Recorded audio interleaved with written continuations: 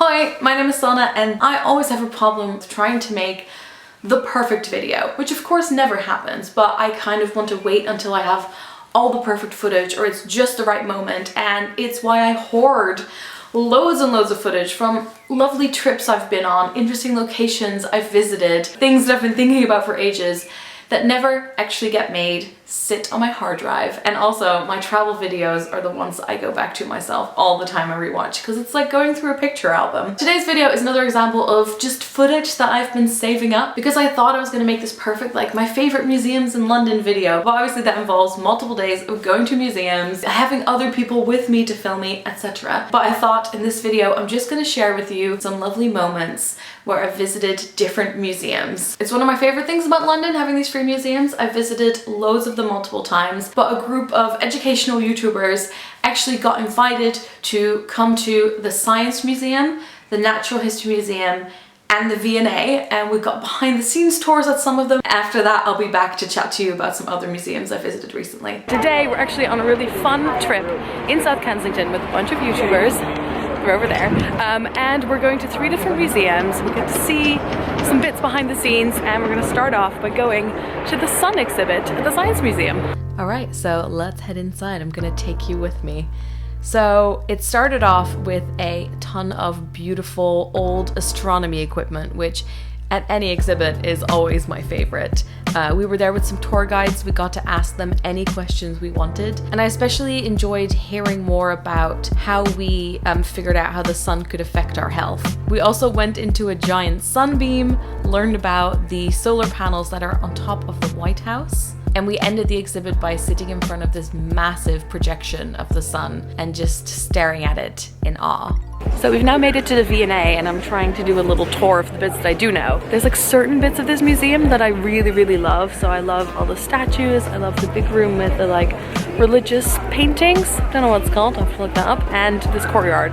Obviously in the summer it's even better. We did a quick flying visit of the V&A. I love that the V&A offers such a variety of things that you can see, and it's definitely a place that I feel like I have many hours of exploring left and many things left to learn. I think if you're really interested in beautiful artifacts and history, then this is a really great place to go. Although of course there are many more things to see there. Then it was time to go to the Natural History Museum. So my favorite entrance is the one that is right next to the Science Museum, because you start off in this beautiful hall where the ceiling is decorated with stars and you go up an escalator through a planet. So at the Natural History Museum, I basically felt like Emily Grassley for the day because we got given a private tour of some of the behind the scenes, and I think the best way to explain it is it was all the things that are in jars. One of the most fascinating things that our tour guide talked about is the different ways that people have kept track of specimens over the years, but also how the importance of each specimen is indicated in case of an evacuation. And if this sounds like something that is totally up your street, then this is actually a tour that you can book yourself as well. Hoi! Hi! It's another me from the future, filling you in on 2 other museums that I recently discovered I still had footage from. As a leaving gift from my previous job, I got a voucher to go to a workshop from Jar and Fern, and the one I picked was at the Dulwich Picture Gallery. There was a Scandinavian exhibit all about trees and the sky and mountains. So we got to go there first, have a look, and then go make our very own terrarium. I went by myself. I had such a lovely time with all the people there. I could highly recommend Jar and Fern, by the way. But the Dulwich Picture Gallery is not very big, but it is, again, free, although some of the exhibits are paid. But it's a really gorgeous place to wander around. There's a lot of red walls, which I think works really well with the paintings. And I think the last time I went there before was when they did a Moomin exhibit. So can't really go wrong. My terrarium is still alive and kicking, by the way. It should just feed itself, but we'll see how that goes. Then there is, again, it's competing for favorite, and it is Tate Britain. Tate Modern is right in central London, has a lot of modern art, as you might be able to tell from the name. But what I love about Tate Britain, it's a little bit further out of the way. They do really interesting exhibits. The building is gorgeous, it's so big, and I feel like it's very quiet most of the time. So it's a really good place to take yourself on a drawing date or to just take a break. They have a lot of more like classic paintings. They have some modern art. They have a really great gift shop. So we're at Tate Britain right now. I'm here with Lena and Craig. This is really close to one of the Penguin offices, so we used to go on our lunch break a lot, and now I try and make it in for a drawing date whenever I can. And recently I also went to like a press preview of their Van Gogh exhibit, so I got free tickets, and it's a really interesting one seeing it as a Dutch person because it focuses very much on Van Gogh or Van Gogh in Britain and his relationship with Britain, which is definitely not something I'd heard before, so it's like a very specific angle. If you're into that, definitely go check that out. And then also I think they've recently moved two of my favorite paintings. I couldn't find them this time.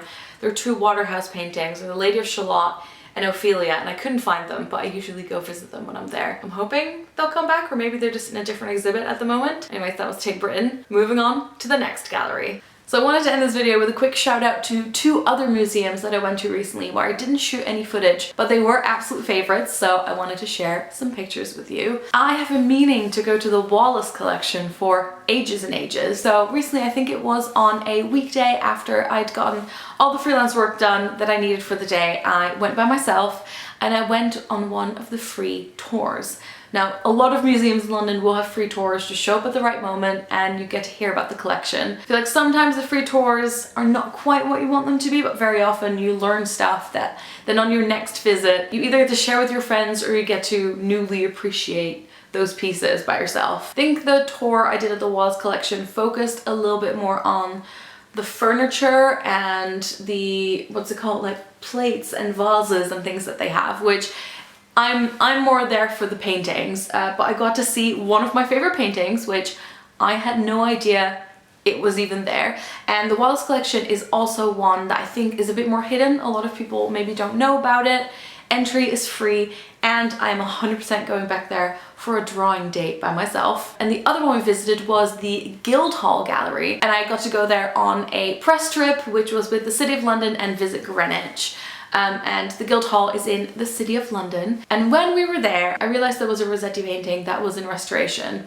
So when we were there, it just had a picture of it up next to all the gorgeous paintings. And I was like, oh, it's a shame we can't see it. But then they told us we were getting a tour behind the scenes. We got to talk to the curator there.